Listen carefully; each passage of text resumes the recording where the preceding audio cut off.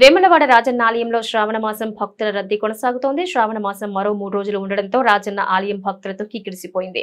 ఉదయం స్వామివారికి ప్రత్యేక పూజలు నిర్వహించిన అనంతరం తెల్లవారుజాము నుంచే స్వామివారి దర్శనానికి క్యూ లైన్ లో వేచి ఉన్నారు. శని త్రయోదశి కావడంతో స్వామివారికి కోడె మొక్కులు చెల్లించి అభిషేకాలు, అన్న పూజలు, అమ్మవారికి కుంకుమ పూజలు నిర్వహించి తమ మొక్కులు చెల్లించుకున్నారు. స్వామివారి దర్శనానికి దాదాపు 4 గంటల సమయం పడుతోంది. సందర్భంగా భక్తులు స్వామివారి దర్శించుకుని తమ మొక్కులు చెల్లించుకున్నారు.